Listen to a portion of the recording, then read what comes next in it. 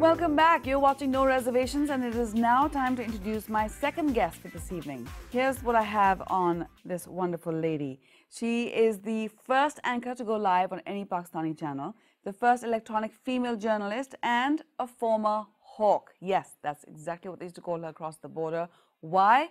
Well, that's what we're here to find out. I'm speaking, of course, about Shaheen Salahuddin. Thank you so much for joining us here this evening. My pleasure. What is it about this hawk business? Why are you called a hawk across the border? Well, I remember there was a Kandahar hijacking, and we used to sit here on PTV doing live shows. Right. And probably this was the only channel that Indians were monitoring. There was no private channel. And when I went to India, I didn't realize I was a hawk. I was only commenting or analyzing what was given to me or what I was watching from ZTV. Actually, at that time, ZTV used to give a lot of hawkish comments. So while I was analyzing this, I used to give my simple analysis, which I thought was simple analysis. But I went to India about 5 years ago, 6 years ago. There I realized that the people who were covering the Pakistani desk or something, they really have the questions, what I have been asking. And then I realized that they said you were the very hawkish anchor. So that's where you got the nickname from. Yeah, I said I wasn't a hawkish anchor. I don't think I'm hawkish today. Even. I'm the most moderate. I don't know. So that was the only reason. You're not out in the field, but you're on TV and you make your point very, very strongly. That can be a dangerous situation as well. As a mom, how do you handle it? And do your children react and say, "Mom, आपको इस तरह नहीं कहना चाहिए था TV पे या आप ऐसी चीजें इन चीजों पे बात नहीं किया करें?" I think ages ago they used to give these comments. Now I think they're fed up of television and media. They're so used to, and even if there's a live show or there's a good show coming on, I ask them, "Beta, go and watch it. You want to watch? Mama, it's enough. You do your show and I'll do my." So that's it now. Okay. Sometimes some politicians do have absolutely no remorse in lying point blank on camera, and you know ये बिल्कुल flat out झूठ बोल रहा है. How does it feel as a journalist when you know what the facts are and you see this man speaking to the public, gaining public sympathy, and yet getting away with it? We can't stop them from lying. Right. But we can certainly throw the counter fact or the real fact at them. There's something gone wrong with us, really. We are very brazen about lying, and we believe that if lie is to be told with a straight face, it can replace the truth. But I guess politicians used to get away with it. Now they no longer get away with it, because frankly, one, the viewer has become very intelligent. Even if you go quiet out of courtesy, which no anchor does these days, by the way. The anchor has done its homework. And if they know what the facts are and what the reality is and what is not, I mean, you can counter back and you can bounce back. And I think they're very well aware before they come now. Yes. And who has done the homework? They've learned Who has not done the homework? They can be a pretty smile on the face of an anchor. But once you're putting your facts, the viewer knows what you're talking about. And also, as for lying people on air, they would never look you in the eye.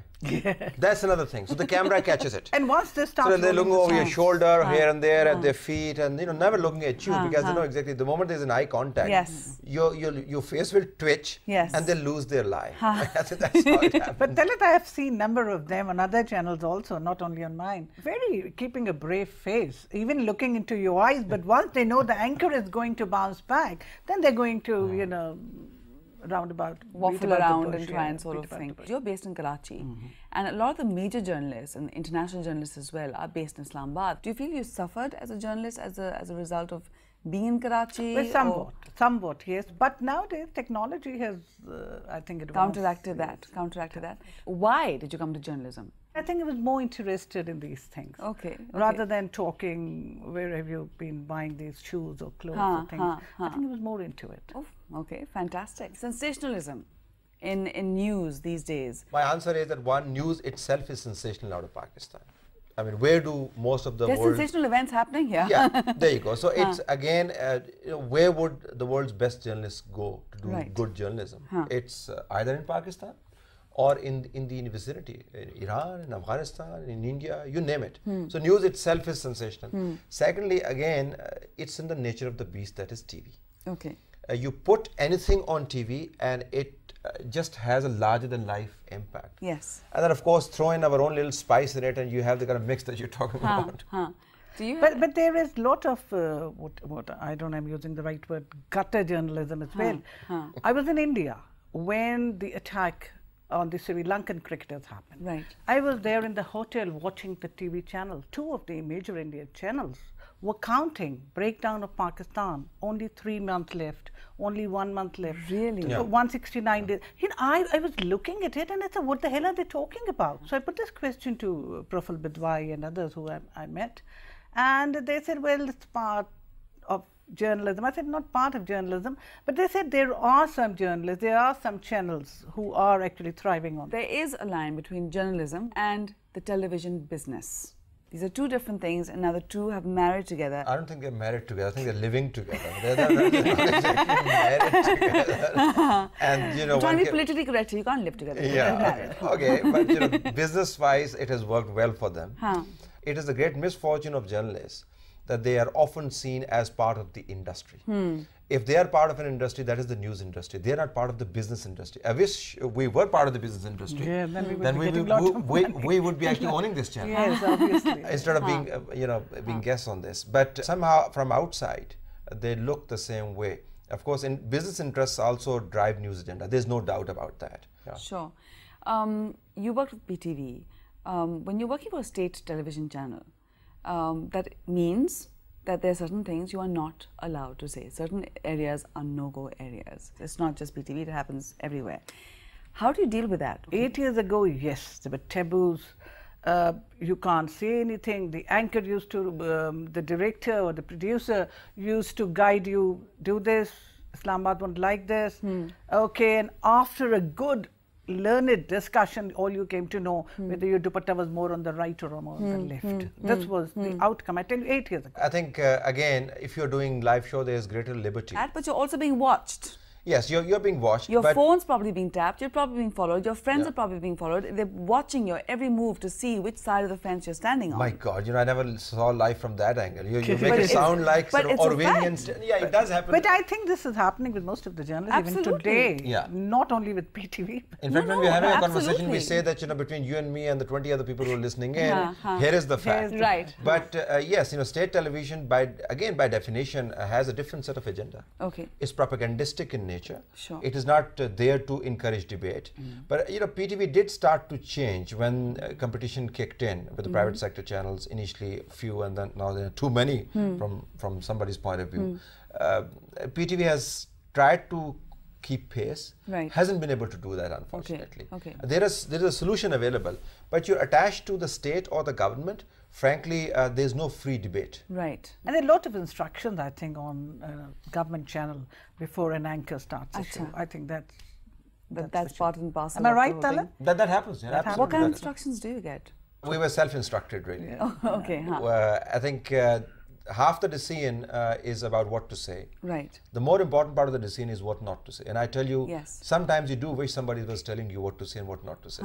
Because every time you say something, you are going to be held accountable for that. It's a heavy burden that you carry. As a journalist, they say what happens in the field stays in the field, and there are certain things that happen. Can you actually walk away with a clear conscience? I mean, have you ever had a moment, for example, when you felt, I wasn't able to do this, but I wish I had been? Frankly speaking, I have not come across such a bad conscience thing. Maybe because even the hardest question or hardest fact when you're putting in the politest tone, yes, I think it's better. Because then the other party is not hurt and your conscience is not hurt. Because I've seen certain anchors making faces on the television channel in a live show. You don't have to make faces. You just have to put the question through. Why are they making fases? Because most I make faces sometimes. No, but not the way you make faces. We just saw that face. Exactly. And I tell you why it should be done within sort of a limited civilized perimeter, because your body language has to accompany your question. I mean, how do you engage with somebody who is in gross violation of the Constitution?